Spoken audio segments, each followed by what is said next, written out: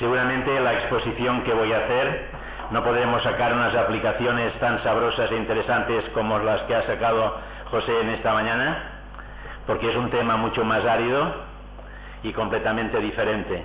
Pero vamos a ver si podemos conseguir al menos responder a alguna de las cuestiones que se nos plantea, las relaciones que mantuvieron Servet con Calvino o Calvino con Servet. El famoso escritor italiano Giovanni Papini dijo en 1912, 3 años después del cuarto centenario del nacimiento de Calvino, presentando un conjunto de escritos calvinistas preparado por Piero Jayer, lo siguiente: de Calvino se conoce en Italia poco más que su nombre. Esta frase se inscribe en el marco de siglos de remoción contrarreformista y la influencia de la Ilustración, que han hecho de Calvino un casi perfecto desconocido para la cultura italiana. En términos parecidos, podríamos manifestarnos en relación con España, trazando una comparación, en donde se conoce al reformador francés de manera indirecta, por haberlo involucrado muchos autores en la muerte de Miguel Servet. Esto por un lado, y por otro también por la cuestión económica. Siempre ya saben las famosas tesis de que si Calvino es el inventor del capitalismo y demás, o sea, pues por esto que se le conoce solamente, ¿no? Acusándole además de ser el promotor de la condena de Servet. Y este año, con motivo del 5º centenario de su nacimiento, es una buena oportunidad para llenar esta laguna histórica. Si lo poco que se sabe de Calvino en nuestro país está además mediatizado por los servetistas y caricaturizado incluso por los muchos que se llaman protestantes o evangélicos, el esfuerzo de dar a conocer al gran teólogo de la Reforma deberá ser superior en aquellos que apreciamos su pensamiento y su obra. La imagen del reformador está ligada todavía a estereotipos historiográficos, tanto negativos como infundados. Sobre todo, su obra es poco conocida y menos aún leída. Creo que algunos hemos repetido también esta idea. Probablemente, aparte de la institución de la religión cristiana, se conocen poco sus escritos. Incluso muchos evangélicos están llenos de prejuicios sobre Calvino, del que solamente saben mencionar la fría aridez de su pensamiento teológico, la despiadada visión de la salvación y la crítica o la cínica gestión del poder y cosas semejantes. Dice el teólogo italiano Leonardo de Chirico: sobre el plan teológico, el pensamiento de Calvino y la tradición reformada clásica han escasamente fecundado la teología protestante italiana, exponiéndola al racionalismo, el sentimentalismo, la neoortodoxia y ahora post cualquier cosa. Por otro lado, es lamentable que en la serie de artículos de Manuel de León en Protestante Digital sobre Servet aparezcan frases tomadas de la leyenda negra que ensalzan hasta lo sumo al humanista aragonés, al lado de las menciones a Calvino totalmente infundadas e incluso erróneas, demostrando que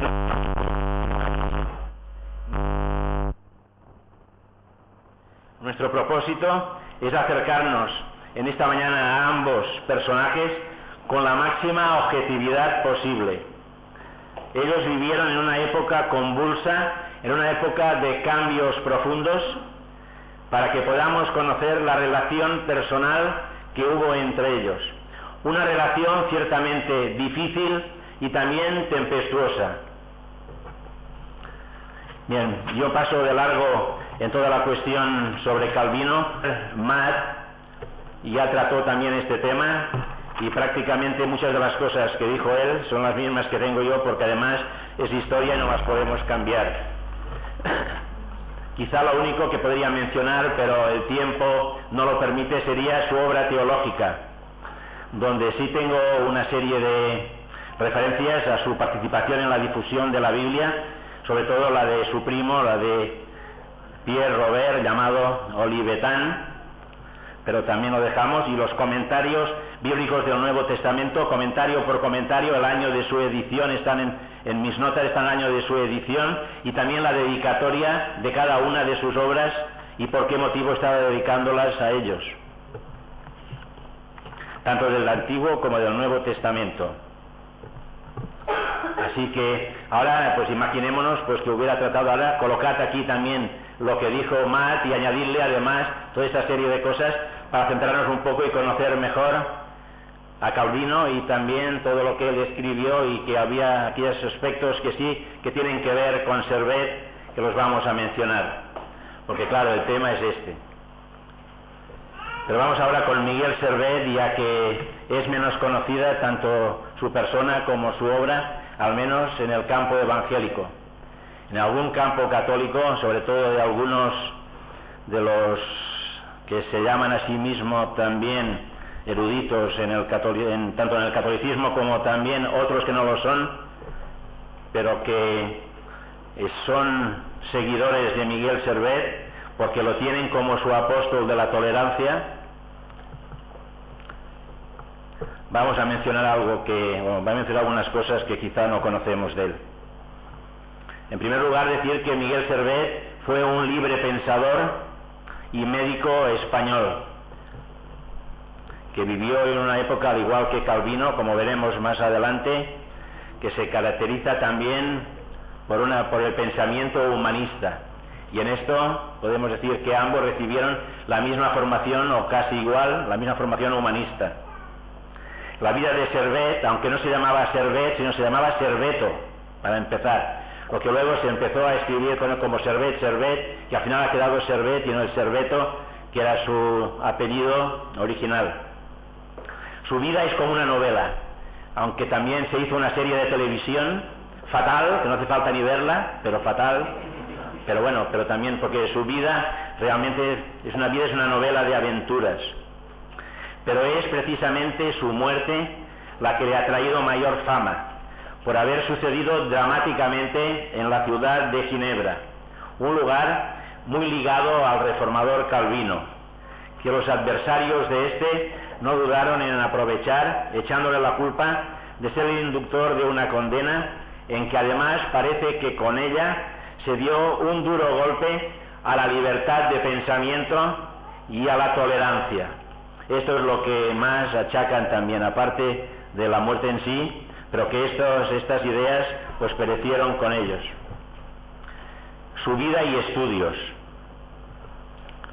Miguel Servet nació en Villanueva de Sigena, aunque muchos podrían también, y discutiremos esto, llevarme la contraria en este punto. Villanueva de Sigena es una localidad sita en la actual comarca de Los Monegros, en la provincia de Huesca, y nació el 29 de septiembre de 1511, es decir, que ahora dentro de 2 años tendremos otra vez una gran cantidad de artículos en la prensa, por todas partes, recordando a Servet, cuando este año seguro que no habéis visto en la prensa ninguno sobre Calvino. No sé si a una parte se ha escrito sobre esto. Su padre se llamaba Antón y era notario real y atendía todos los conflictos jurídicos del monasterio de su localidad, de Villanueva de Sigena. Su madre se llamaba Catalina Conesa y era de Barbastro, en la provincia de Huesca. Ahora, ya he anticipado las controversias que hay acerca del lugar de nacimiento de Miguel Servet. Y diréis, bueno, ¿esto es importante? ¿Tiene que ver algo? Pues sí, es importante porque veremos en un momento dado que él falsifica su propia identidad, que tiene que ver con el lugar de su nacimiento, para evitar que la Inquisición lo pille, cualquier Inquisición, porque estaba en todos los pasquines, estaba el Wanted, se busca por toda Europa, o sea que, y tiene que cambiar su identidad para que no lo quemen vivo, o sea, primero lo juzguen y luego lo quemen vivo, aunque finalmente también no lo consiguió a pesar de eso. El lugar de su nacimiento ha estado sujeto a controversias entre los biógrafos y los servetistas, aunque prestigiosos investigadores que han estudiado con rigor científico sus orígenes han llegado a la conclusión que nació en la localidad que hemos mencionado más arriba. Con motivo del 450 aniversario de su muerte, surgieron algunas voces marginales que insistían en su origen navarro, repitiendo lo mismo que también dieron algunos en la celebración del cuarto centenario de su muerte. Los que abogan por el origen navarro, diciendo que era nativo de Tudela, se basan en 3 documentos. O sea que está documentado, eso está documentado, pero luego veremos por qué hay esta documentación. El primero de ellos es el libro de actas de la Facultad de Medicina de París, en el cual se recoge el relato del procesamiento de Servet en 1538, cuando fue acusado de practicar la astrología judiciaria, o sea, ante nosotros, la adivinación, o sea, que se dedicaba a eso también. En dicho libro se hace referencia a un estudiante de medicina, Michel Villanovanus, de nación hispana, a su decir navarro, pero de progenitores hispanos, simplemente por esta frase. Luego también hay un segundo documento que es la carta de solicitud de naturalización francesa de 1548, en la que Servet dice ser Michel de Villeneuve, nativo de Tudela, en el reino de Navarra, él mismo. Y luego está, en tercer lugar, las actas del interrogatorio durante el proceso que tuvo lugar en Viena. Yo voy a estar mencionando siempre la localidad de Viena, aunque en castellano se puede traducir Viena, pero para no confundir con la Viena de Austria, que no tiene nada que ver. Es la Viena del Delfinado, en Francia. Por eso lo conservo igual el nombre en francés, Viena. Que allí, en estas actas, de marzo a abril de 1553, en ellas se hace constar que dice ser navarro y nacido en Tudela. Bien, todo esto, todos estos documentos que hay y estas notas que se encuentran en diferentes documentos, no debe extrañarnos, ya que tenía él que ser coherente con su solicitud de naturalización. La elección de Navarra como supuesto lugar de nacimiento también es comprensible. Hasta el año 1512, en que Navarra fue anexionada a España, su historia había estado estrechamente vinculada con Francia.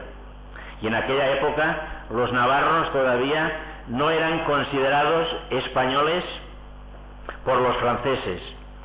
Y con una vida tan agitada como la que tuvo Servet, era mejor para él presentarse como navarro y no como español.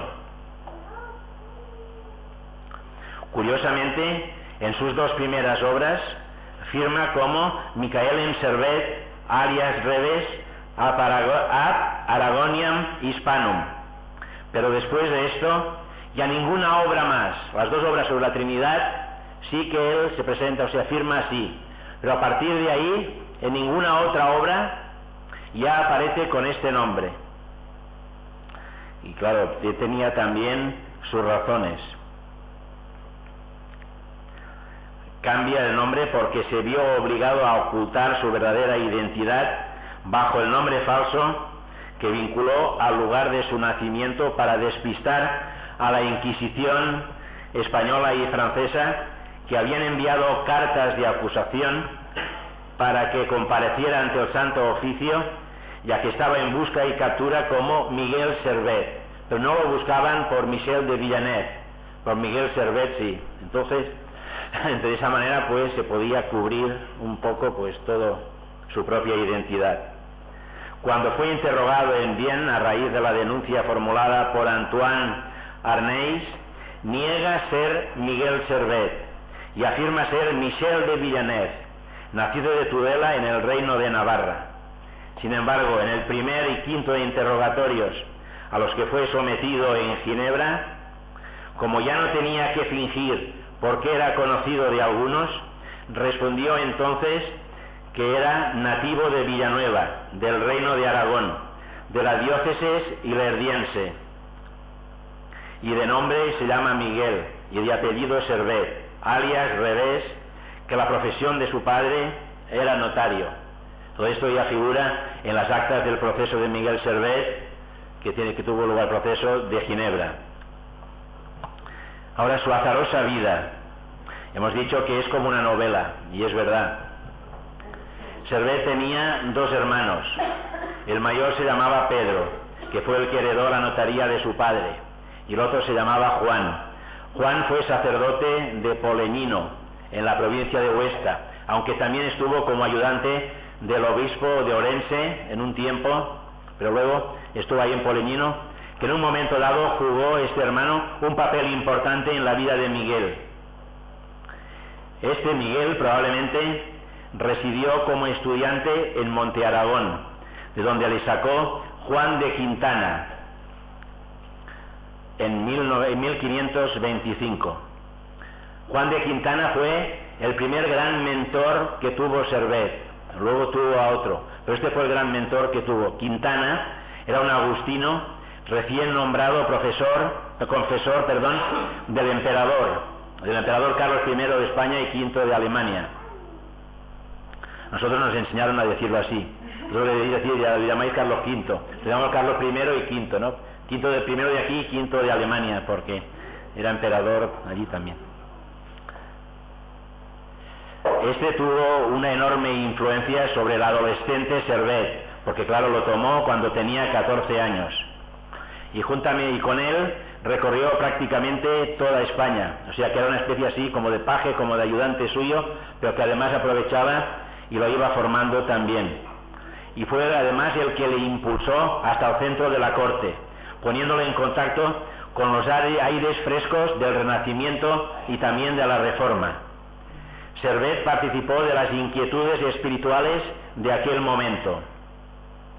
Alumbrados, moriscos, judeoconversos, erasmistas, protestantes, en el marco de los nuevos ideales humanistas. Después estuvo año y medio en Toulouse estudiando Derecho, entre los años 1528 y 1529. Allí fue donde empezó a leer la Biblia y estudiar teología por su cuenta. A finales de 1529 viaja a Italia para asistir a la coronación imperial en Bolonia. También estuvo presente en la Dieta de Augsburgo, en abril de 1530, presidida por el emperador. Como sabréis, la convocatoria de la Dieta fue un intento de reconciliación entre luteranos y católicos, a la que Lutero no pudo asistir por estar bajo el anatema imperial. Servet marcha luego a Basilea para buscar a Erasmo, pero no lo encuentra porque acaba de ausentarse de la ciudad, pero se queda 10 meses con el reformador Johann Hausgen, llamado Ecolampadio. Luego pasa unos meses en Estrasburgo estudiando y viviendo con otros dos reformadores, Wolfgang Capito y Martín Bucero. A los 20 años publica acerca de Agenau, Alsacia.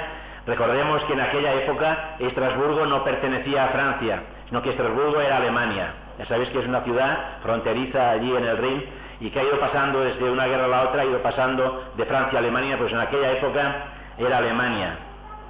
Pues ahí cerca de Agenau, en Alsacia, esta es la parte francesa, de ese departamento de Francia, la Alsacia, así entre nosotros, fantástico para ir de vacaciones.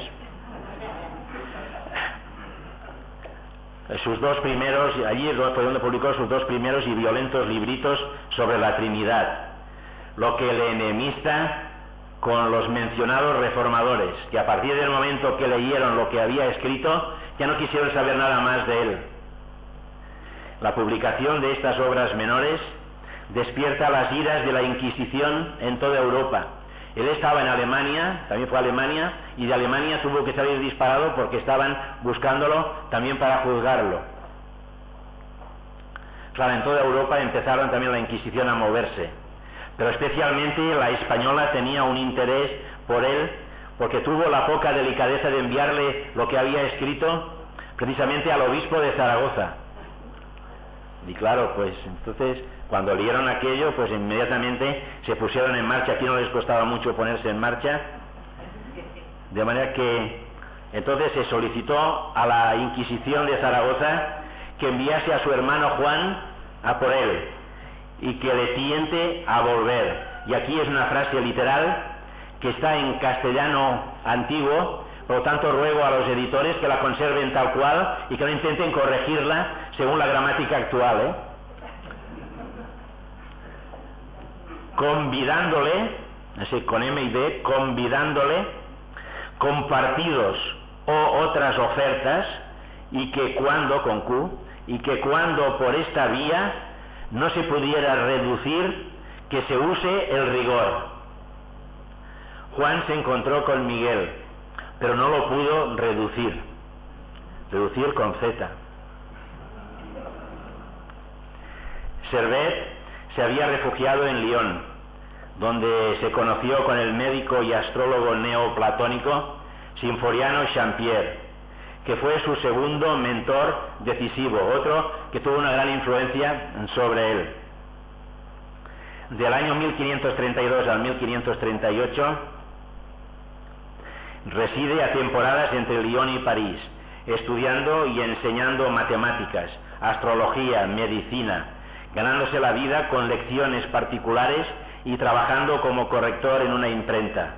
También publicará algunos opúsculos propios que versan sobre medicina. Es entonces cuando empieza a usar el seudónimo de Michel de Villeneuve para evitar ser identificado como hereje y caer en manos de sus perseguidores. El dominico Sante Pagnini, hebraísta y discípulo de Savonarola, nombra heredero a Servet y le lega la traducción de la Biblia sobre las lenguas originales y todas las notas que Pagnini había escrito, que Servet va a publicar en el año 1542, corrigiendo a la Vulgata. Tras un breve paso por la Facultad de Medicina de Montpellier en 1540, ejerce casi 3 años en Charlier, cerca de Lyon, y no muy lejos de Cluny, está la abadía de Cluny, como médico, donde al parecer en esta localidad de Charlier tuvo novia, pero no contrajo matrimonio porque él creía que era impotente.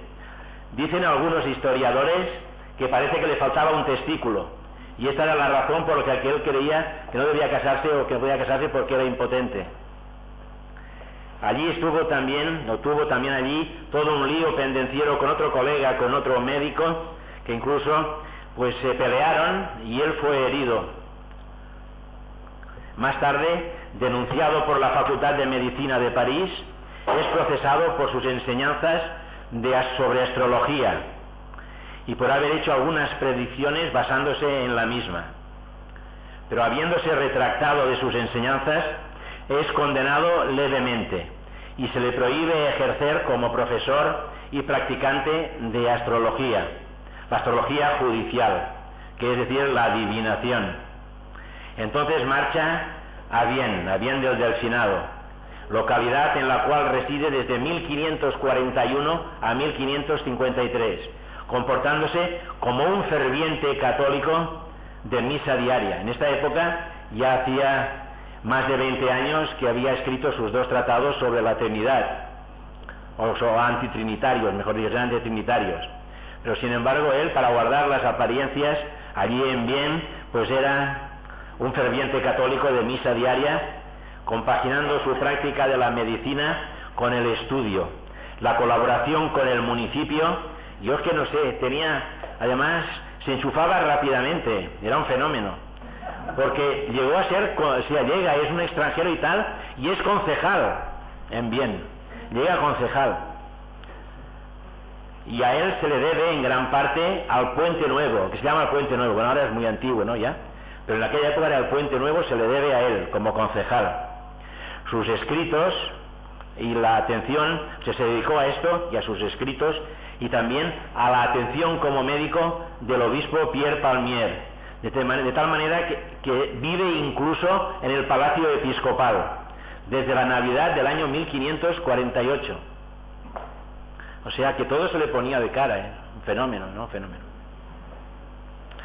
Se naturaliza como ciudadano vienés, porque entonces no había nacionalidad francesa, ¿no? Sino que eran las diferentes ciudades-estado que había, pues entonces se naturaliza en el año 1549. Pero fue precisamente aquí en Vienne donde es detenido por primera vez y juzgado. Mientras residía en esa ciudad, tuvo lugar un hecho que muchos historiadores tergiversan para implicar a Calvino en su detención. Los hechos ocurrieron de este modo. Bueno, y aquí hay que tomar un poco de agua.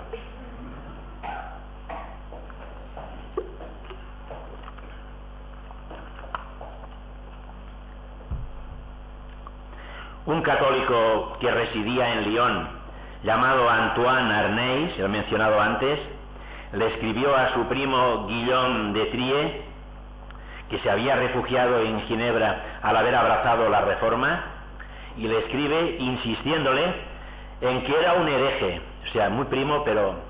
Y le dice, tú, bueno, quieres, diciendo que eres un hereje, y empieza a mofarse de él, y le dice además por la falta de disciplina que, según entendía había en la ciudad de Ginebra. Entonces de Trie le escribe a su familiar en estos términos: querido primo, no te quejes de nuestra falta de disciplina, pues en vuestra propia vecindad reside un hereje que blasfema de la Trinidad y acaba de escribir un libro lleno de herejías. Sin embargo, este hombre vive con todos los honores entre vosotros, en las narices del cardenal y del arzobispo, mientras que vuestras prisiones están llenas de gente inocente. Y aquí hago un paréntesis. Está diciendo esto porque se refiere a que poco tiempo antes de que el entorno sobre Servet se estrechase allí en Vienne, 5 jóvenes franceses que habían hecho sus estudios en Lausana para ser pastores de la Iglesia de Francia, que estaba en camino de constituirse, fueron arrestados en Lyon y finalmente condenados todos a la pena capital. Fueron quemados vivos el 16 de mayo de 1553, 3 meses antes del arresto de Servet en Ginebra. Y entonces sigue diciéndole: este hereje es Servet, el español conocido entre vosotros por Michel de Villeneuve. Entonces aquí veis, ya está identificándolo, ya está señalando quién es, quien practica la medicina. Para probarte lo que te digo, te envío las 4 primeras páginas de su libro. Se trata de un ejemplar impreso de la Christianisme Restitutio, que ya circulaba por Suiza, y en Ginebra se habían identificado las letras MSV como Miguel Servet de Villanueva, cosa que no se sabía en Francia. No era el original que Servet había enviado a Calvino unos años antes, sino era aquel que ya lo habían editado, que luego también veremos sobre esto algo. Cuando recibió la carta el primo de Trie, la llevó a las autoridades inquisitoriales, las cuales no dudaron en detener a Michel de Villeneuve para interrogarle. Este juró y perjuró que nada tenía que ver con el libro ni con un tal Servet. Entonces los inquisidores quisieron indagar en el asunto y ordenaron a Antoine Arnaiz que escribiera a su primo de Trie solicitándole más pruebas. Este le mandó entonces como pruebas algunas cartas manuscritas de Servet a Calvino, 30 de las cuales ya se habían publicado juntamente con la Christianisme Restitutio y por tanto eran públicas.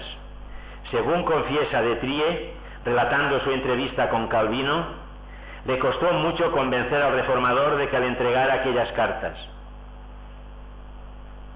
Junto a estas acompañó el siguiente texto: no suponía que el asunto fuera tan lejos. Sin embargo, puesto que tú has descubierto lo que yo quería decirte a ti solo, quiera Dios que esto sirva para expurgar al cristianismo de tan mortal pestilencia y herejía. Pero tengo que decirte que no me ha costado poco trabajo el que Calvino me entregara las cartas originales que te adjunto. No está muy claro, porque no hay documentos que lo demuestren, que Calvino conociera el destino final de aquellas cartas y el uso que se iba a hacer de ellas. Si, como el mismo reformador manifestaría más tarde, que él no habría dado ningún paso para entregar a Servet a la Inquisición católica, hemos de pensar que no lo sabía.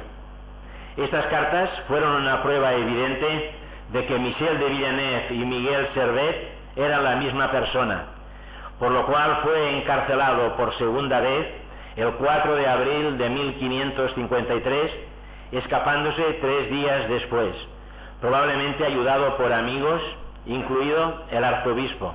Según cuentan, pidió ir a la letrina y aprovechó allí para marcharse, pues claro, no lo vigilaban mucho, entonces hicieron la vista gorda, se subió, hay un pequeño repechón que había, saltó la valla que era pequeña y se marchó tranquilamente.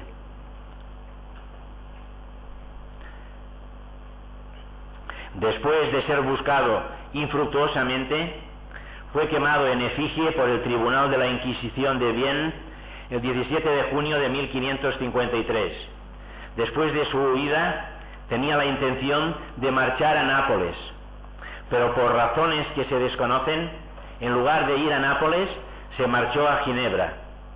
Probablemente, y es una conjetura, al tener conocimiento de que en la ciudad suiza mandaba ahora un consejo que estaba compuesto por adversarios de Calvino, que era el partido de los libertistas o libertinos. En la bibliografía se suele usar los dos términos. Lo que pasa es que, como dice Arturo Gutiérrez Marín, el hecho de usar libertinos en castellano tiene otra connotación, que es mejor pues usar el término libertistas. Y quizá pensó que con el apoyo de ellos, al ser adversarios de Calvino, tendría la oportunidad de desembarazarse del reformador francés, porque como veremos más adelante, habían tenido la correspondencia y además se habían visto, al menos en alguna ocasión, y entonces pues empezaron y chocaron terriblemente, ¿no? Porque entre los dos, porque fue ahí esta controversia cuando le envía, como veremos también, un texto de Calvino de la institución, y él se la devuelve corregido diciendo todo eso está equivocado, el otro igualmente, y así pues están. Entonces, claro, él, porque además también no tendré tiempo de explicarlo, pero solamente es una pincelada, en el proceso que tiene lugar luego en Ginebra, él hace todos los posibles, siendo el acusado, de involucrar a Calvino, y pide incluso al tribunal que maten a Calvino y que todos sus bienes vayan a parar a él. O sea, mientras lo están juzgando, O sea, y es grande la cosa también. Bueno, pues seguramente algunos pues piensan que es debido a esto, ¿no? Que allí tendría pues esta oportunidad. Sin embargo, aquel cambio de rumbo fue fatal para él, como veremos más adelante. Porque seguramente si hubiera ido a Nápoles, pues hubiera vivido unos pocos años más hasta que lo hubieran pillado otros, ¿no? Y al menos no estaríamos aquí pues intentando explicar eso. Ahora, lo que es interesante también es mencionar su obra literaria y su pensamiento. Servet, como hombre del Renacimiento y humanista, tenía un amplio conocimiento en muchos campos del saber, y esto queda perfectamente reflejado en las obras que escribió. Bueno, él escribió obras de teología. Voy a mencionar solamente lo más importante. El primer libro que publicó, aunque no es muy, son pequeños, prácticamente son tratados, no se les llama libros, pero son tratados. El tratado de Trinitas Erroribus Libri Septum, 7 libros sobre los errores de la Trinidad, de 1531. Esta es una obra criticada por Erasmo, Melanchthon y Ecolampadio, y prohibida en Basilea y en Estrasburgo. Su mentor, Juan de Quintana, se vio afectado por el escándalo de esta publicación de su pupilo, cuando él tenía solamente Servet 20 años. Claro, iba todavía con Quintana, ¿no? Entonces, incluso pues pusieron también en entredicho a Quintana, también que tuvo que rendir cuentas a la Inquisición, aunque no le pasó nada. Además era el confesor de Carlos I, pero vamos, que lo puso en un aprieto. El año siguiente publica en Hagenau, también por el impresor Setzer, sin lugar y fecha, su segunda obra, Dialogorum de Trinitate Libri Duo, 2 libros de diálogos sobre la Trinidad, que causa idéntico escándalo que el anterior en Alemania.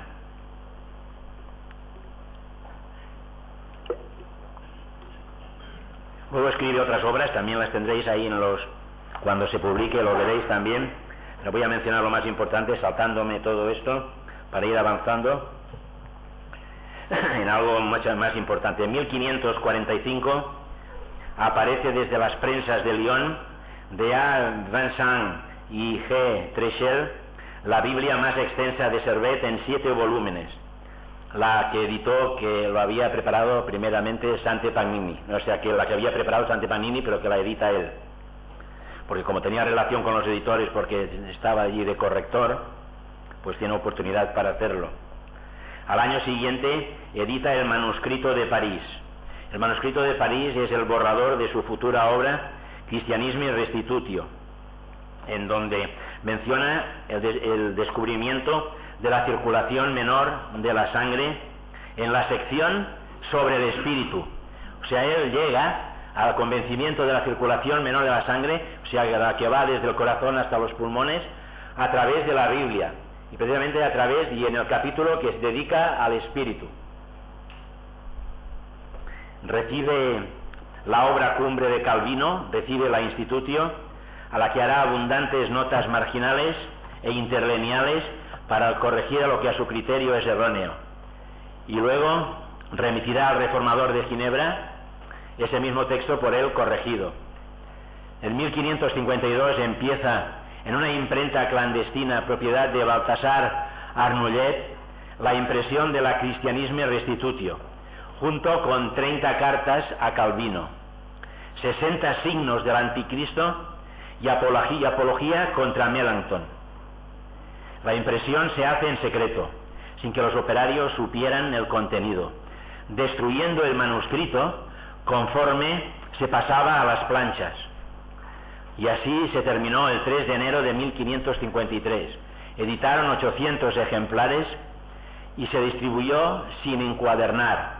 Lógicamente no hay firma, solo aparecen las letras MSV, que corresponden a Miguel Servet Villanueva. Pero luego también escribió obras sobre medicina. La más famosa es la Sinoporum Universia Ratio, que es la explicación universal de los jarabes. Esta parece que es una obra interesante, hasta el día de hoy, sí. También escribió obras sobre otros temas que menciona aquí. Ahora, lo más importante es, y porque ahí vino todo el debate y vino ahí toda la controversia con Calvino, que conviene que nos centremos allí, es en su pensamiento teológico. No es fácil hacer una exposición de su doctrina, porque en sus escritos no la presenta de una manera suficientemente organizada. La opinión de Melanchthon es oportuna. Dice, yo lo encuentro bastante ingenioso y hábil para disputar. Por tanto, no lo tengo de hecho por un autor serio. Ahí me parece imaginaciones confusas, y sus conceptos de las materias que trata no son bastante explícitas. Este juicio que hace Melanchthon puede definir un poco la manera como él organizó todo en la Christianisme Restitutio, que luego veremos lo de Restitutio y qué tiene. No solamente es para de alguna manera burlarse de Calvino lo de Institutio y para poner Restitutio, sino que también hay otras motivaciones allí de carácter personal que veremos luego y por qué le puso este nombre también. Ahora, sobre la Trinidad, ¿qué es lo principal? Lo veremos sobre Jesucristo también, pero sobre la Trinidad. Sus diatribas contra la Trinidad dan lugar en algún momento a trozos impagables en que la calidad literaria es remarcable. Veamos un ejemplo literal de lo que escribió. Vuestra Trinidad es una obra de sutileza y de demencia. Nos habláis de un Dios en 3 hipóstasis o 3 personas. ¿Qué es de entrada este lenguaje? El Evangelio no lo conoce. Los padres antiguos, San Ignacio, San Ireneo, Tertuliano, son extraños a estas distinciones vanas. Es de la escuela de los sofistas griegos que lo habéis aprendido, de Atanasio, príncipe de los triteístas, y también de Agustín. Sin duda, las palabras Hijo, o Padre, Hijo y Espíritu Santo se encuentran en las Escrituras, no para designar el mismo Dios en los diversos modos de su acción del universo. Sin duda las palabras Padre, Hijo y Espíritu Santo se encuentran en las Escrituras, pero para designar el mismo Dios en los diversos modos de su acción del universo. Bueno, ¿qué significa esta frase? Esta frase no es otra manera que resucitar la vieja herejía llamada monelquianismo, modalismo o sabelianismo, que es los diferentes modos que Dios se ha ido revelando primero de una manera y después de otra. Primero se revela como Padre o se manifiesta como Padre, luego lo hace también como Hijo y luego como Espíritu Santo. O sea, Dios va cambiándose de ropa según convenga en cada época de la historia, ¿no? Diferentes modos, de ahí viene lo de modalismo, y sabelianismo lo dice por Sabelio. Monarquianismo, un solo Dios, ¿no? Un solo Dios, pero una sola persona también, que va cambiando, ¿no? O sea, esta es la idea que Él está resucitando allí. Y dice, en lugar de este Dios único, habéis presentado tres hipóstasis divinas. ¿Son tres esencias o tres sustancias? En los dos casos son tres dioses. Vosotros decís que son tres personas, pero la persona no se puede dividir. ¿Ella es o no es? Veamos si en Dios no hay más que una sustancia, una esencia, una persona. Entonces son tres dioses. ¿Qué cosa más absurda es el triteísmo? ¿Y qué abismo de contradicciones? Dios el Padre actúa sobre Dios el Hijo. Dios el Hijo con o sin el Padre actúa sobre el Espíritu Santo. Dios obra pues sobre sí mismo, pero si actúa y padece, Él cambia, se mueve. ¡Cuántas absurdidades reunidas! Un primer Dios que engendra, un segundo Dios que es engendrado y no engendra, un tercer Dios que ni engendra ni es engendrado. Esto no es todo. Sobre estos tres dioses hay uno que se ha hecho hombre. Hay otros, los otros permanecen dioses. Uno que sufre, los otros se quedan impasibles. Uno que muere, los otros permanecen vivos. Extraño Dios compuesto de dioses, Dios por adición, Dios roto en pedazos. Teísmo degenerado, 1000 veces inferior al del moiseísmo y del Talmud, inferior asimismo a la teología del Corán. Divinidad ridícula que nos conduce hasta el paganismo, el cerbero de las tres cabezas de la vieja mitología. Este era el concepto de la Trinidad que tenía. Ahora, soltar esto en aquella época era como soltar una bomba y hacer oposiciones a que te quemaran vivo, que fue lo que le sucedió. Claro, no pasaría hoy, pero en aquella época esto era lo máximo que podía decir, lo peor que podía decir. Ahora, sobre Jesucristo. En compensación, cuando trata de construir una teología positiva, definir, por ejemplo, la condición de Cristo, la elevación lírica difícilmente esconde los problemas de fondo. Así, algunos lectores de Servet han imaginado que él había sido arriano, negando la divinidad de Cristo. Él mismo se queja contra eso y explica que haciendo nacer a Jesucristo, Dios ha dado un Hijo que es verdaderamente Dios, sustancialmente Dios, puesto que la divinidad es en él corporalmente. Ahora, si alguien lo puede explicar. Cada uno que entienda eso comprende, sin embargo, de que el Hijo ha tenido un principio y que en él no hay preexistencia eterna. Es lo que al autor confirma, por otra parte, diciendo: no hay pues en Dios de Hijo metafísico e invisible una segunda persona. En una carta, Calvino saca las implicaciones de este tipo de propuesta y muestra a Servet que niega la eternidad del Verbo de Dios y está en contradicción con el prólogo del Evangelio de Juan. Pero Servet se queja todavía otra vez. Tú me imputas haber dicho que el Verbo ha tenido un principio. Ahora bien, yo enseño expresamente lo contrario. Calvino, pues, no lo había comprendido. Realmente era difícil de entender una cosa y al mismo tiempo la contraria. Ahora, sobre su vocación, y este es un aspecto muy interesante que seguramente en muchos lugares no se sabe, esa vocación que tenía Servet, que va más allá de algunas otras cosas que podamos conocer de él. Como es bien sabido, la Trinidad es el primer y principal tema de discordia que tuvo con todos los reformadores de iglesias, no solamente con Calvino. Entonces Servet pretende restituir el cristianismo verdadero, desdichadamente, según él, desaparecido desde el siglo IV. En relación con esto tiene una tesis muy precisa. A causa del pecado original, la serpiente quiere apoderarse del hombre. pero Jesús ha puesto fin a su reino y la ha echado. Mientras tanto, llegamos al siglo IV y el establecimiento del papado como poder temporal. Desde Constantino y Silvestre, el papa contemporáneo de Constantino, Dios ha sido partido en tres. Cristo ha sido expulsado. La Iglesia está completamente arruinada. La abominación de la desolación ha invadido el reino de Cristo. Pero todo esto toca su fin, ya que el reino de la bestia tiene solo una duración de 1260 días según las Escrituras, lo que significa 1260 años. Como el edicto de Milán está fechado en el 313, si le añadimos 1260, obtendremos el año 1573. Servet comparte pues el entusiasmo milenarista de cierto número de contemporáneos suyos. En este contexto, le parece bien ser visto como alguien que tiene que cumplir la misión de restaurar el reino de Dios en la tierra. Él es el que ha sido llamado por Dios. Esa es su vocación, esta es su misión. Él tiene que restituir el cristianismo en la tierra. Este es el gran llamado de él. Y puede ser también, a causa de su nombre, que piense que ha estado bajo la protección del arcángel Miguel.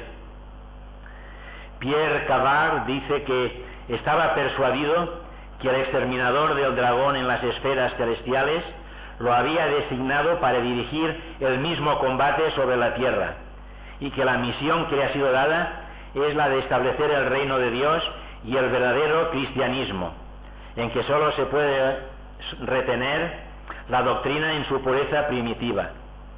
En el mismo sentido podemos constatar el hecho de que quiso que su obra Christianismi Restitutio, precisamente que se llamara Restitutio, porque esta era su vocación, porque esta era la doctrina que él creía que iba a restituir el cristianismo, y aquel era el nuevo Mesías de la restitución, el nuevo enviado para restituir el cristianismo.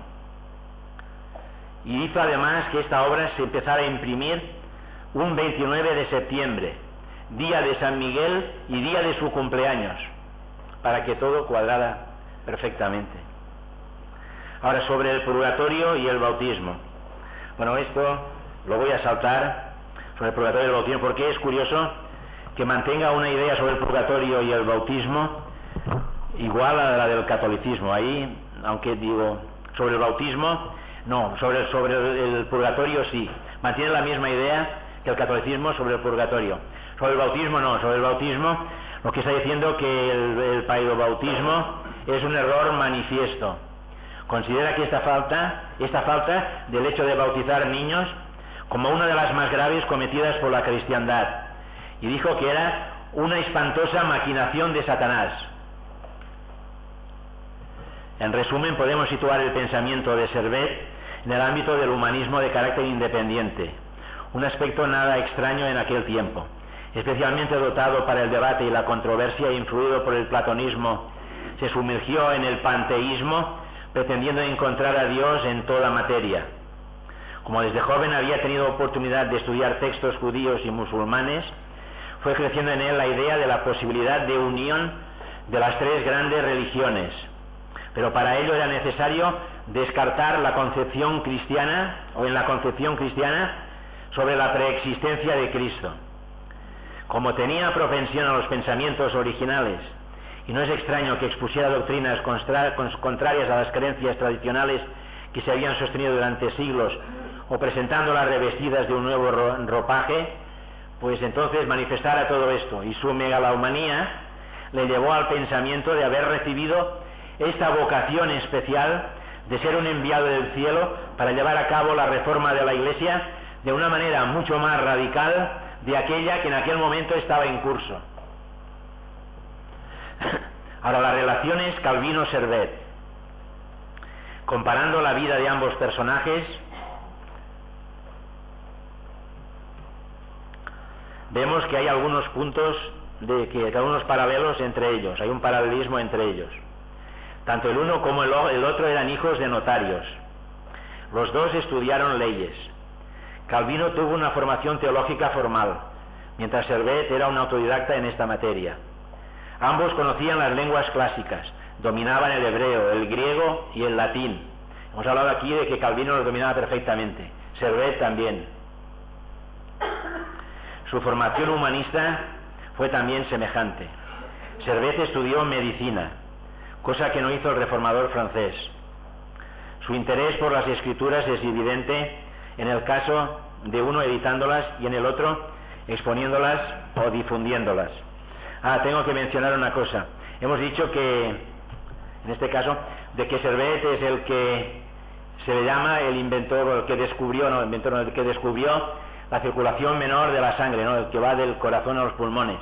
En realidad, no sabemos bien si él de manera independiente descubrió esto en su tiempo. Lo que pasa es que ya había sido descubierta en el siglo XIII por un médico árabe.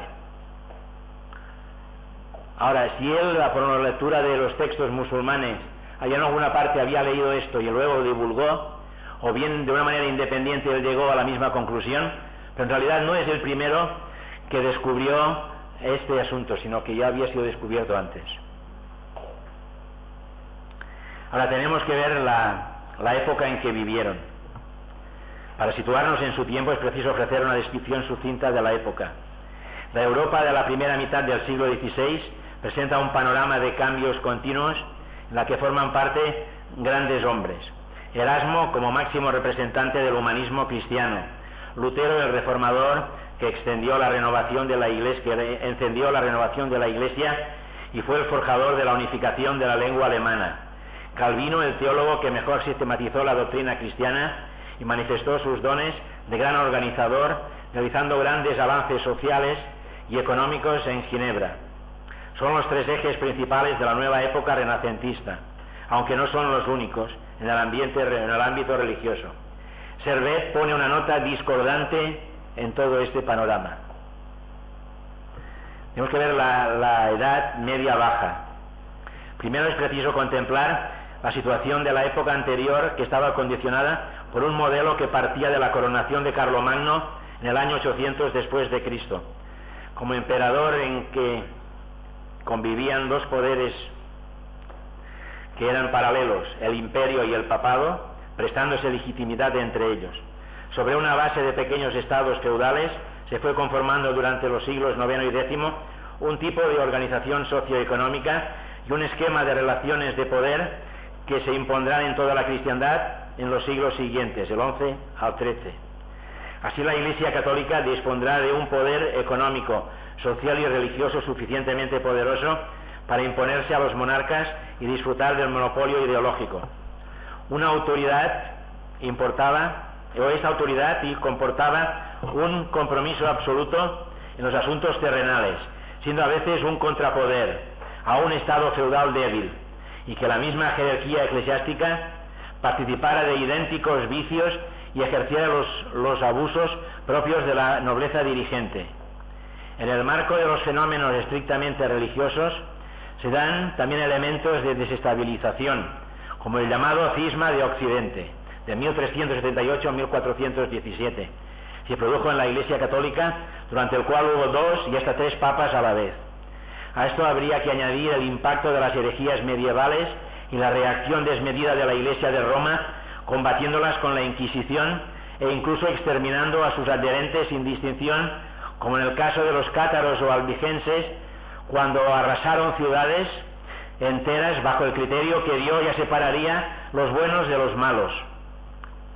Otra tendencia preocupante fue el distanciamiento de la masa de católicos del poder eclesiástico, la corrupción del clero y el absolutismo de la jerarquía que hacía necesaria una reforma religiosa en profundidad. Esta llegó en la reacción de Lutero a la expedición de las bulas de indulgencia para financiar la construcción de la nueva Basílica de San Pedro en Roma, por lo que los señores adquirían, previo pago de un elevado importe, la licencia, una especie de franquicia, para vender el perdón de los pecados.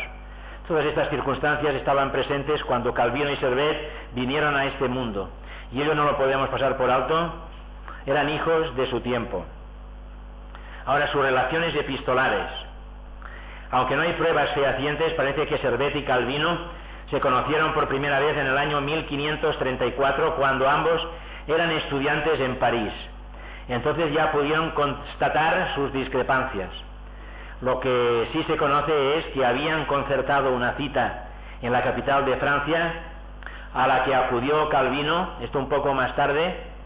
Lo que pasa que Servet también lo había juzgado desde mismo París por otras cuestiones, y entonces pues tenía miedo también de ir a París, y Calvino también estaba fuera, pero lo que hizo Calvino, a riesgo de su vida, fue presentarse, pero Servet no acudió a esta cita, ya que temía que pudieran detenerle, o sea que en esta ocasión no se vieron.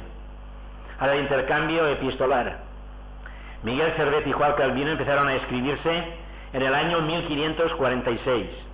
A través de Jean Frellon, un comerciante e impresor de Lyon, Servet escribió a Calvino una carta que tenía por objeto 3 cuestiones, que estaban relacionadas con Jesús como el Hijo de Dios. Le preguntó si el hombre Jesús había sido crucificado como Hijo de Dios y cuáles eran las implicaciones de esta filiación. También le preguntó sobre la pertenencia al reino de Cristo, cómo se pertenecía y cómo se nacía de nuevo. Sobre el bautismo, si el bautismo y la cena del Señor debían ser administrados solamente en presencia de la fe, y cuál era el significado de los 2 sacramentos en vista del nuevo pacto. Calvino replicó bajo el nombre de Charles de Feville, o sea, con seudónimo, y inició ese debate, enviando también, replicó, pero luego Servet le envió, que fue el que inició el debate en realidad con esta carta, pero luego le contestó Calvino, y enviándole una copia de la sección de lo que él estaba escribiendo del cristianismo y restitutio sobre el bautismo de niños. Calvino responde mandándole una copia de una serie de páginas de la institución. O sea, como veis, ahí empieza a comprender, ¿no? Mira, ves lo que he escrito yo y tú lo que escribe, y el otro le envía, le replica con unas páginas también de la institutio, que se ocupan del mismo argumento. Y Servet responde devolviendo la misma página con apuntes críticos que él había hecho al margen, junto con su tratado que abarcaba 30 cartas dirigidas a Calvino. El 13 de febrero de 1546, al principio de su correspondencia con Servet, Calvino escribe a Frellon diciéndole que habría querido responder a Servet, pero no pensaba que esto sería útil por la actitud asumida por él. Y al mismo día, en una carta escrita a Farel, en una carta a Farel que Servet había escrito, diciendo que le manda un voluminoso libro conteniendo un absurdo que yo, de acuerdo con sus arrogantes pretensiones, debía encontrar sensacional e inaudito. O sea, fue cuando le envía. Es el mismo Servet el que le envía a Calvino la Restitutio. Y además se la envía original, no una copia de las que habían salido de imprenta. Y entonces él escribe diciéndole esto a Farel, ¿no? Me ha enviado esto para que lo encuentre sensacional e inaudito. Con el permiso de Calvino, Servet lo que pretendía era ir a Ginebra para discutir con él. Pero también le escribió a Farel, Calvino, preguntándole si tenía algo que decir sobre esto. Ahora aquí deberíamos hablar, vamos a entrar, lo que pasa es que voy a saltar prácticamente toda esta parte, sobre el proceso y condena de Miguel Servet, que fue el otro momento en que también hubo encuentro y hubo una relación entre Calvino y Servet. Es decir, que con el motivo del 450 aniversario de la condena y muerte del médico aragonés, durante el año 2003 se hicieron en nuestro país diferentes manifestaciones reivindicativas y culturales de tan controvertido personaje. Y una parte de la intelectualidad española interesada en el tema, y también las asociaciones de librepensadores y ateos que aprovecharon la efeméride para magnificar la figura de Servet a base de declaraciones y trabajos más o menos tópicos en que se hacen eco de la leyenda negra contra el protestantismo, presentándolo a Servet como el adalid de las libertades personales y acusando a Calvino de ser el culpable de su muerte. Al mismo tiempo guardan un silencio casi sepulcral sobre su condena a muerte por la Inquisición francesa, de la que se libró, como vimos, por haberse escapado de la cárcel, porque quieren liberar de culpa al catolicismo de la época, ignorando o justificando su intervención. Entonces, a raíz de una carta que escribí a un periódico, de las múltiples cartas que escribo a los periódicos, Calvino escribía cartas a todo el mundo y tal. Yo escribo cartas a la prensa, donde denunciaba la manipulación de algunos, y esa carta no solamente pues impactó también porque hubo respuestas en la prensa, sino que alguien la hizo correr por internet, fue reproducida en una web y empezó allí a un animado debate con variadas intervenciones a favor y en contra de la participación de Calvino en el proceso. Y entre los que debatieron con más vehemencia estaba el presidente de la Asociación de Unitarios de España, quienes tienen lógicamente a Servet como su santo patrón. Pero eso del santo patrón, además tengo que decir algo, yo no sé si los hermanos norteamericanos que están aquí conocen que en Nueva York hay una iglesia unitaria y que en un vitral está la figura de Servet, que es un lapsus que he hecho una contracción entre los dos. Está allí la figura de Miguel Servet, que lo tiene en el vitral, como las iglesias católicas tienen los santos. Tampoco faltaron los evangélicos como el pastor Daniel Pisoni, que defendían la no intervención directa de Calvino. Siempre a mí me había llamado la atención desde hacía ya mucho tiempo, cuando empecé a interesarme por el asunto, la mención que algunos hacían de las actas del proceso. Y me empecé a preguntar si todavía existían las actas del proceso a Miguel Servet.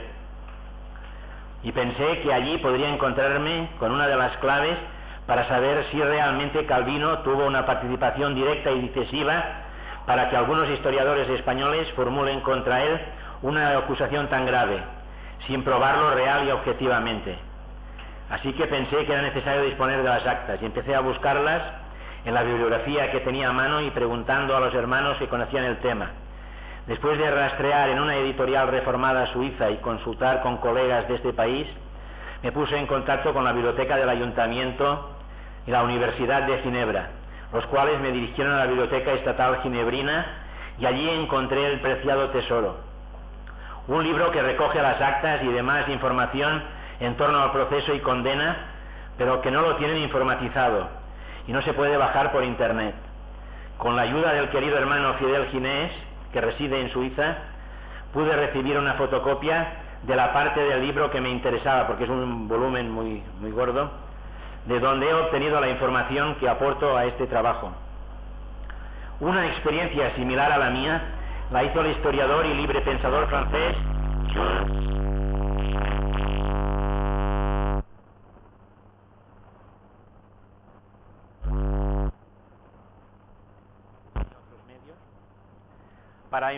para formarme mi propia idea. Como libre pensador me inclinaba por Servet y sus amigos, pero las cosas se me presentaron de otro modo. Los de historia parecen descritas. De la lectura de las actas del Consejo saqué la convicción de que los libertistas abrigaban el plan de entregar la ciudad de Ginebra a Francia. Servet contaba con la victoria de los libertistas y por esto se dirigió a Ginebra, lo cual habría de resultarle fatídico. No debemos pasar por alto que los libertistas que gobernaban Ginebra entonces eran enemigos acérrimos de Calvino, y Servet pensó que recibiría su apoyo para destruir al reformador, al que consideraba su adversario o enemigo, por haber atacado sus desvaríos teológicos, pero la estrategia le salió mal. Entonces se presentaron los cargos contra Miguel Servet. En la ciudad de Ginebra cualquier persona podía presentar cargos contra otra. Entonces él fue de incógnito, pero lo reconocieron y alguien lo denunció, y entonces fue cuando lo metieron en la cárcel. Entonces resulta que el secretario de Calvino, Nicolás de la Fontaine, fue el que presentó primeramente los cargos. Aunque fuera su secretario, debemos decir algo. Este Nicolás de la Fontaine era originario de Saint-Gervais, Francia, y estaba refugiado en Ginebra. Después de haber sido puesto por Calvino al servicio del señor de Borgoña, más tarde el reformador lo empleó como su secretario. Pero esto no significa en modo alguno que Calvino estuviera detrás de las acusaciones, porque él mismo hizo una declaración diciendo: la acción que ha sido hecha contra él, contra Servet, no ha sido dirigida por mi consejo. Bueno, pero no solamente fue Nicolás de la Fontaine el que presentó cargos, también presentó cargos el procurador general, es decir, el fiscal. fiscal de Ginebra. Y entonces tenemos también la defensa de Miguel Servet. Bueno, y entonces en la defensa, pues primeramente responde a Nicolás de la Fontaine y luego responde a los cargos que le hace el procurador general. Y entonces viene también en la cuestión de que llega en un momento en el juicio, debo decir aquí y anticipar algo, en este juicio Calvino estuvo presente en 2 ocasiones únicamente todos los días. En la primera se sentó y ni abrió la boca y estaba sentado en medio del público, o sea que ni abrió la boca ni nada. En la segunda formó parte del consistorio de pastores, que el tribunal convocó al consistorio de pastores para que le asesoraran si hiciera falta en algún asunto mientras estaban haciendo aquella sesión. Allí tampoco abrió la boca, o sea que no dijo ni palabra. O sea, y estas 2 veces que estuvo allí, ¿no? O sea que ni fue el que presentó los cargos ni nada de esto. Pero claro, llega el momento en que necesita también el tribunal porque sabe que en Bench lo han condenado. Y entonces quiere preguntar a la Inquisición de Vienne, pues también si es cierto, pues los cargos que han ido allí. Entonces, lo que hacen es que el 22 de agosto de 1553, el señorío de Ginebra se dirigió al tribunal de Vienne en estos términos de aquella época así tan ampulosos: a los nobles, sabios y respetables y magníficos señores, jueces y gentes y otras gentes del rey de la corte de Vienne, nuestros vecinos y bien queridos amigos, aunque no se pudieran ver. Pero bueno, era la retórica de la época de... Y entonces le envían una carta también empezando así: nobles, sabios, respetables y magníficos señores, nos encomendamos de todo corazón a vuestra gracia, magníficos señores, y etcétera. Entonces tenemos aquí en prisión a uno llamado Miguel Servet, del cual hemos comprendido que fue detenido y encarcelado por vosotros en vuestra ciudad de Vienne, y que él salió de la prisión sin despedirse, pero por fractura.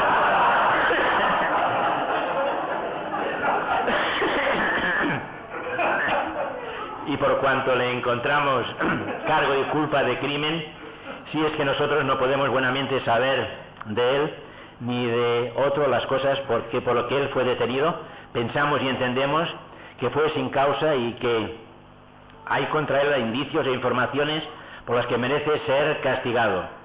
O sea que no fue sin causa, ¿no? Sí que hay causa. Porque él ha llegado a nuestras manos y deseamos hacer justicia conforme a nuestro deber. Nos dirigimos a vosotros para rogaros por medio de nuestro servidor, como que una justicia puede sufragar a otra en tal caso. Nos comuniquéis los indicios, informaciones y explicaciones que teníais contra él para ayudaros a seguir con la vista de su proceso. Asimismo, nos señaléis que deseáis que hagamos por vosotros en este caso lo que quisiéramos hacer o que esté en nuestro poder. A la espera, oramos a Dios que os dé dicha y prosperidad. Entonces el tribunal de Vienne responde inmediatamente, y que lo que en resumen, ya aquí para no alargarme más, dice: aquí os enviamos al Viguier, que era además como el carcelero, pero era un personaje importante allí en Vienne, en la corte. Os enviamos al Viguier porque, claro, como sabéis, nosotros lo condenamos y además lo tuvimos que quemar en efigie y tal.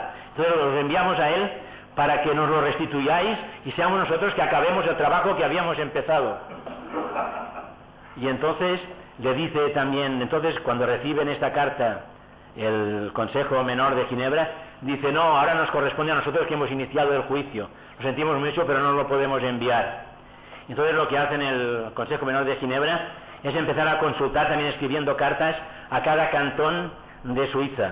Bueno, cada cantón no, concretamente a los cantones de Zúrich, Berna, Basilea y Schaffhausen.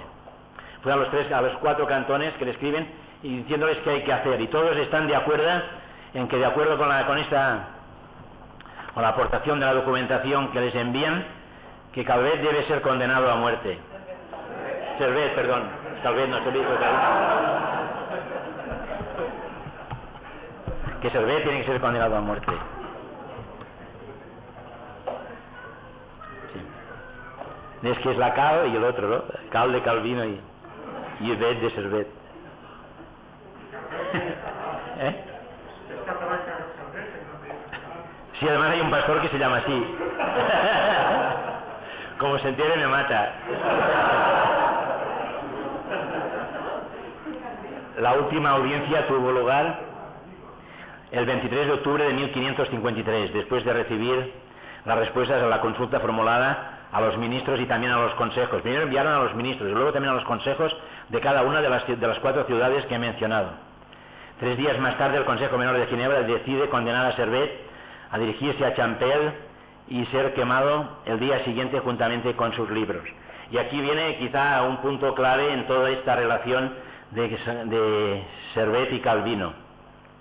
La entrevista que mantuvieron el 27 de octubre de 1553. El ministro Jacques Bernat y Servet quisieron hablar con Calvino. Fue el mismo Servet que llamó a Calvino para que lo fuera a visitar a la cárcel. Pero este no osaba ir sin que lo quisiera el consejo, siendo este requerido para dar su parecer. Finalmente fue acompañado por los consejeros Coma y Bona, que estuvieron presentes en la entrevista, o sea, delante de testigos. Cuando Calvino le preguntó qué quería decirle, Servet respondió que solamente quería darle las gracias, o sea, ni con ironía. Entonces Calvino protestó simplemente que la verdad era que él jamás le había perseguido ni injuriado.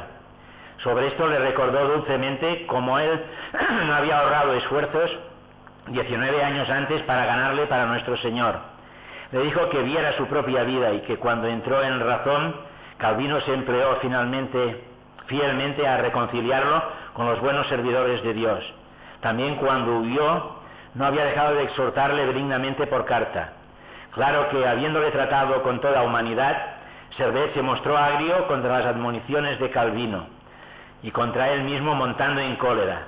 Después, a pesar de que todo lo que le había dicho sobre la persona de Calvino, este le rogó que pensase en dar gracias a Dios, contra quien había blasfemado queriendo borrar las 3 personas que son de la misma esencia, y diciendo que los que reconocen un solo Dios, Padre, Hijo y Espíritu Santo con distinción real, forjan un perro del infierno de 3 cabezas. Calvino le rogó que se aplicase en su estudio pidiendo perdón al Hijo de Dios, al que había blasfemado desfigurado con sus desvaríos, negando que él se vistió de nuestra carne y que es semejante a nosotros en su naturaleza humana. Por este medio le había negado como Salvador. Viendo que no aprovechaba nada con estas exhortaciones, Calvino no quiso ser más sabio que lo que fue su maestro.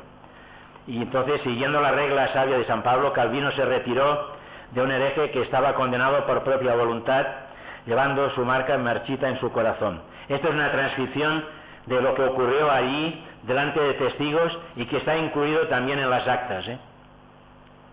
Entonces tiene lugar la sentencia contra Servet, y aún en la sentencia misma, como una última instancia, quiso también Calvino lograr que al menos no lo quemaran y que tuviera una muerte que no fuera tan horrible como la de morir, como la que le hicieron, que lo quemaron además con leña que fuera verde para que ardiera más tiempo y tardara más tiempo todavía. O sea, él intentó en todos los momentos buscar este momento final, ¿no?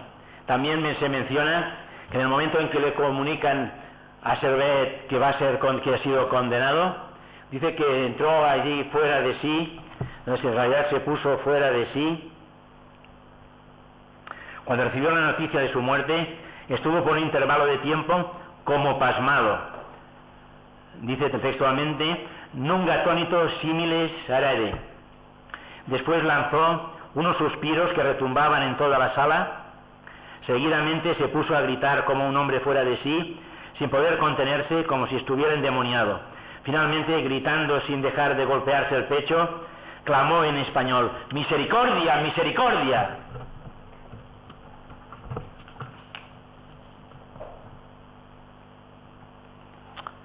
Y finalmente ya digo que viene la condena, que fue leída por el síndico Darlot el 27 de octubre de 1553.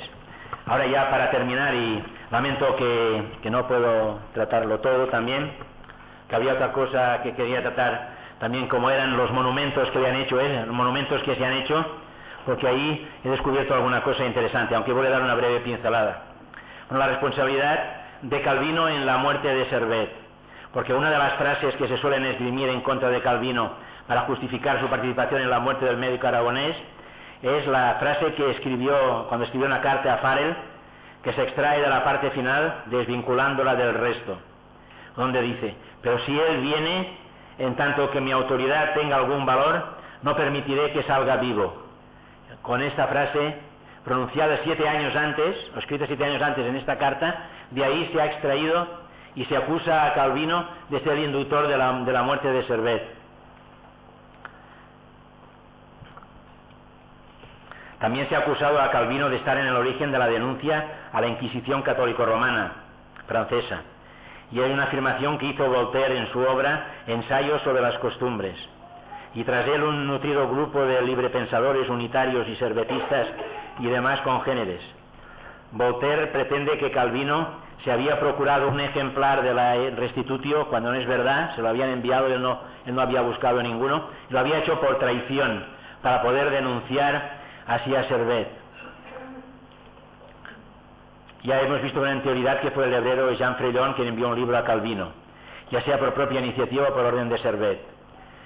Pero el reformador no envió nada de esto. Entonces la denuncia fue bien vista en Ginebra, pero los acontecimientos que la provocaron, eso es lo que dice Voltaire, son más complejos, tal como la que hemos explicado entonces, y que implicaban a Calvino, y que implican a Calvino, al menos a la vista de Voltaire, pero naturalmente esta implicación de Calvino es de una manera indirecta, porque Voltaire está engañando manifiestamente al relatar su historia.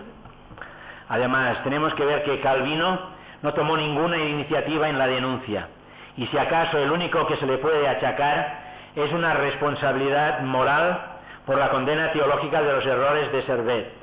Pero igual que él, hicieron también Beza, también Melanchthon, Bucero, Farel y Bullinger. Bueno, en realidad las denuncias sobre herejías era algo también habitual y se hacía, bueno, y aún en el día de hoy también, ¿no? Quien escribe libros denunciando pues una herejía de cualquier tipo. Lo que hoy no se coge a nadie por escribir esto y meterlo en la cárcel y luego quemarlo, ¿no? Juzgarlo y quemarlo.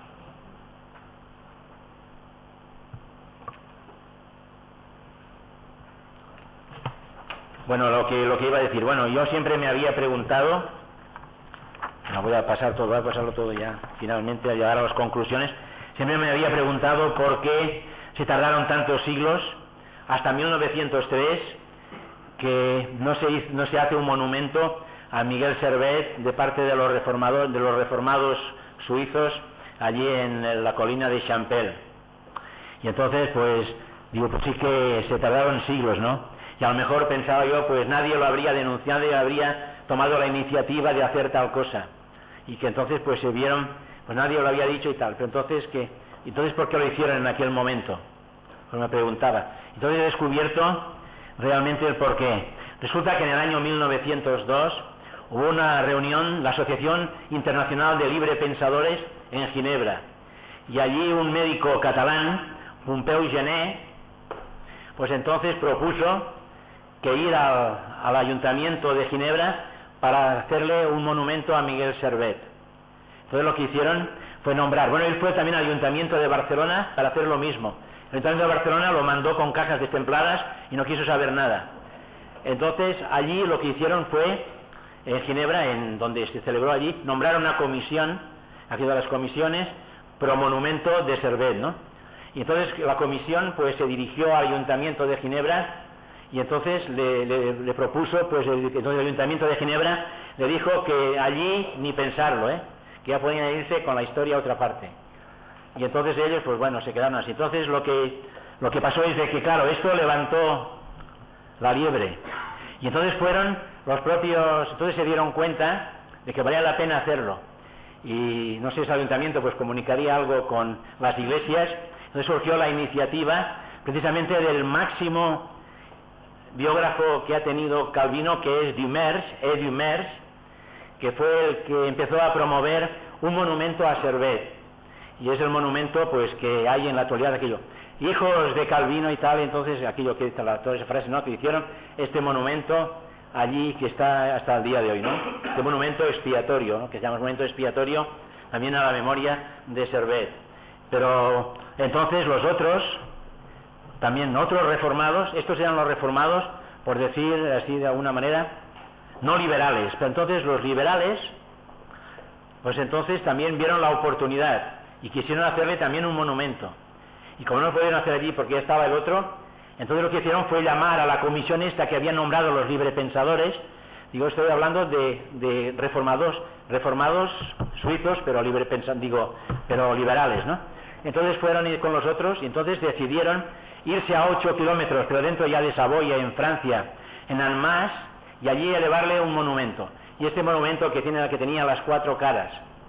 Y entonces fue Clotilde Koch la que lo ideó y también la que hizo el monumento, entonces que también era protestante, o sea, fueron los mismos protestantes suizos, pero los liberales, quienes hicieron este monumento, ¿no? Entonces allí es donde se dice que fue Servet, que fue muerto también por instigación de Calvino en esto.